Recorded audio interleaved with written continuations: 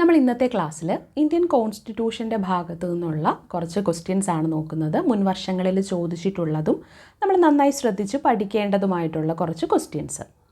നമുക്ക് സമയം കളയാതെ ക്ലാസ്സിലേക്ക് പോവാം. കേന്ദ്ര മന്ത്രിസഭയെ പിരിച്ചുവിടാൻ അധികാരമുള്ളത് ആർക്കാണ്? അതാണ് ആദ്യത്തെ ചോദ്യം. ആർക്കാണ്?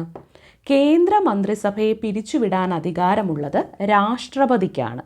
ആർക്കാണ്? രാഷ്ട്രപതിക്കാണ് കേന്ദ്ര മന്ത്രിസഭയെ പിരിച്ചുവിടാൻ അധികാരമുള്ളത്. മണി ബില്ലുകൾക്ക് ശുപാർശ നൽകുന്നത് ആരാണ്? അതാണ് അടുത്ത ചോദ്യം. മണി ബില്ലുകൾക്ക് ശുപാർശ നൽകുന്നത് ആരാണ്? രാഷ്ട്രപതിയാണ് മണി ബില്ലുകൾക്ക് ശുപാർശ നൽകുന്നത്. കേന്ദ്ര കണ്ടിജൻസി ഫണ്ടിൽ നിന്നുള്ള ചിലവഴിക്കൽ അധികാരം ആരിൽ നിക്ഷിപ്തമാണ്? എന്താണ്? കേന്ദ്ര കണ്ടിജൻസി ഫണ്ടിൽ നിന്നുള്ള ചിലവഴിക്കൽ അധികാരം ആരിൽ നിക്ഷിപ്തമാണ്? ആരിലാണ്? രാഷ്ട്രപതിയിലാണ് കേന്ദ്ര കണ്ടിജൻസി ഫണ്ടിൽ നിന്നുള്ള ചിലവഴിക്കൽ അധികാരമുള്ളത്. രാഷ്ട്രപതിക്കാണ്.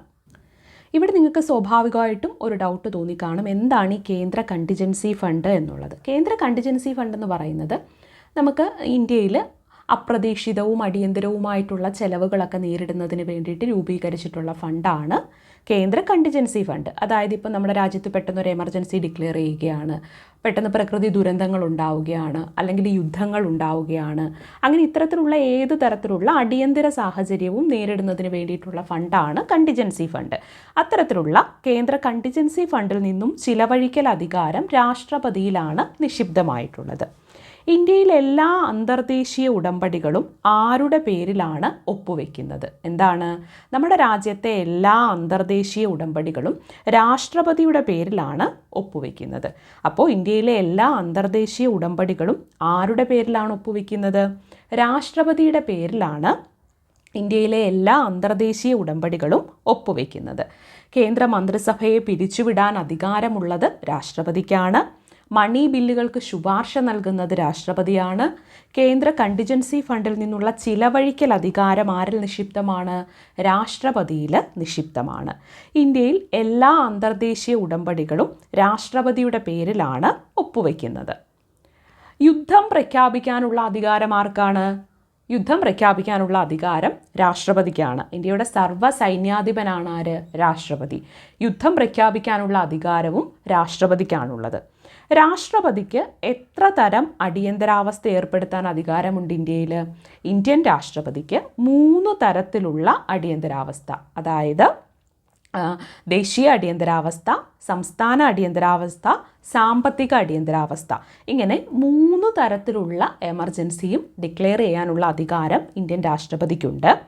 സാമ്പത്തിക അടിയന്തരാവസ്ഥ പ്രതിപാദിക്കുന്ന അനുച്ഛേദം ഏതാണ്?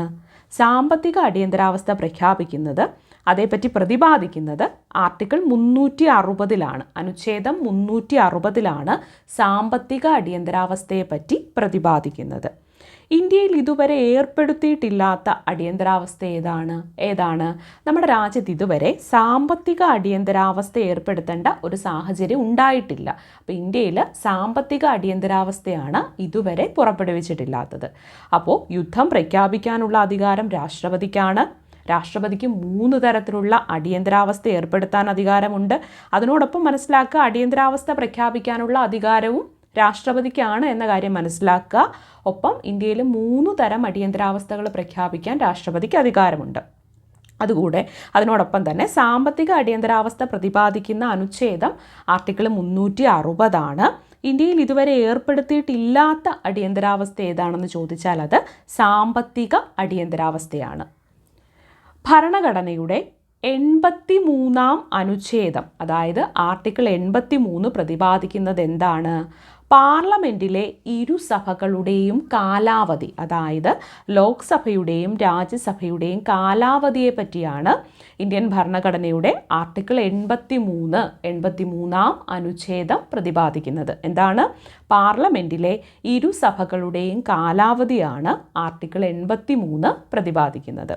85 വകുപ്പ് ആർട്ടിക്കിൾ 85 പ്രതിപാദിക്കുന്നത് എന്താണ്?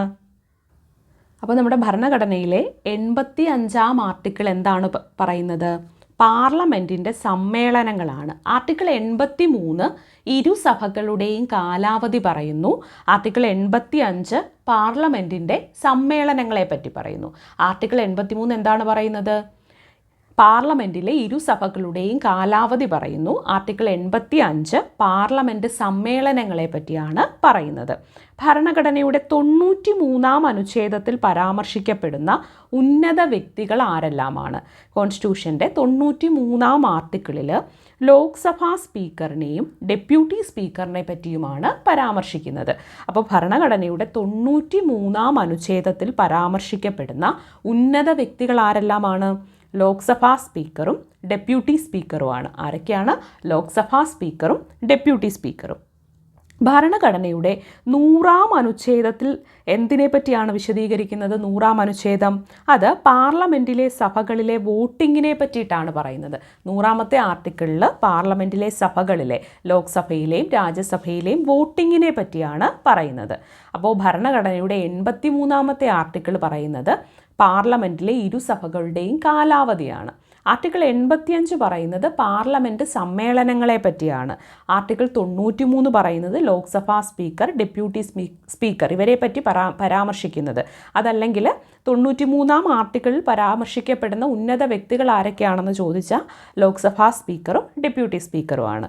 അതുപോലെ ഭരണഘടനയുടെ 100-ാമത്തെ അനുച്ഛേദം വിശദീകരിക്കുന്നത് എന്താ? പാർലമെൻറ്റിലെ സഭകളിലെ വോട്ടിങ്ങിനെ പറ്റിയാണ് 100-ാമത്തെ ആർട്ടിക്കിൾ വിശദീകരിക്കുന്നത്. പാർലമെൻറ്റിൻ്റെ സംയുക്ത സമ്മേളനങ്ങളിൽ അധ്യക്ഷത വഹിക്കുന്നത് ആരാണ്? പാർലമെൻറ്റിൻ്റെ സംയുക്ത സമ്മേളനങ്ങളിൽ അധ്യക്ഷത വഹിക്കുന്നത് ലോക്സഭാ സ്പീക്കറാണ്. ശ്രദ്ധിക്കുക, ലോക്സഭാ സ്പീക്കറാണ് പാർലമെൻറ്റിൻ്റെ സംയുക്ത സമ്മേളനങ്ങളിൽ അധ്യക്ഷത വഹിക്കുന്നത്. ഏതു ബില്ലിൻ്റെ നടപടിക്രമങ്ങളാണ് 109-ാം അനുച്ഛേദം വിവരിക്കുന്നത്?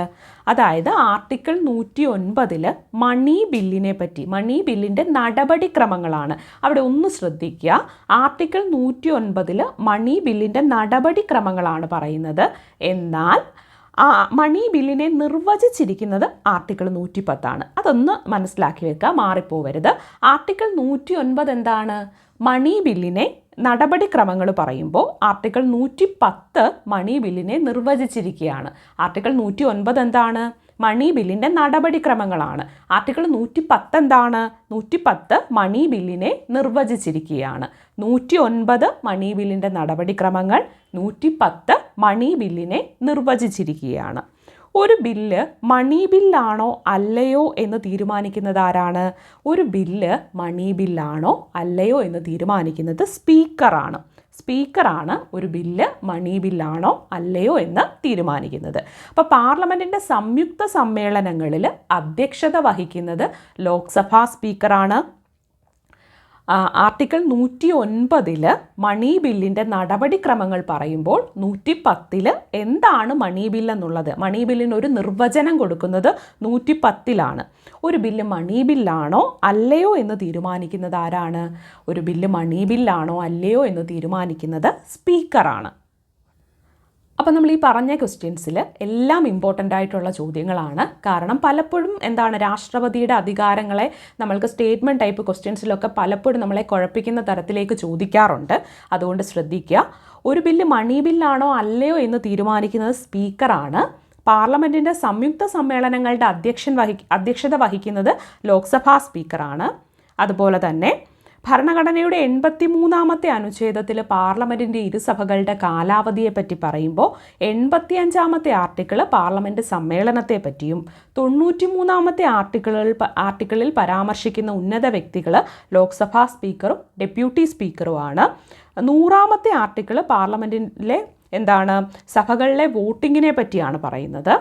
യുദ്ധം പ്രഖ്യാപിക്കാനുള്ള അധികാരവും അടിയന്തരാവസ്ഥ പ്രഖ്യാപിക്കാനുള്ള അധികാരവും കേന്ദ്രമന്ത്രിസഭയെ പിരിച്ചുവിടാനുള്ള അധികാരവും മണി ബില്ലുകൾക്ക് ശുപാർശ നൽകാനുള്ള അധികാരവും കേന്ദ്ര കണ്ടിജൻസി ഫണ്ടിൽ നിന്നുള്ള ചിലവഴിക്കൽ അധികാരവും അതുപോലെ തന്നെ ഇന്ത്യയിലെ എല്ലാ അന്തർദേശീയ ഉടമ്പടികളും ഒപ്പുവെക്കപ്പെടുന്നതും രാഷ്ട്രപതിയുടെ പേരിലാണ്. അത്രയും കാര്യങ്ങളും കൂടി ഒന്ന് കൃത്യമായിട്ട് ഓർത്തു വെക്കുക.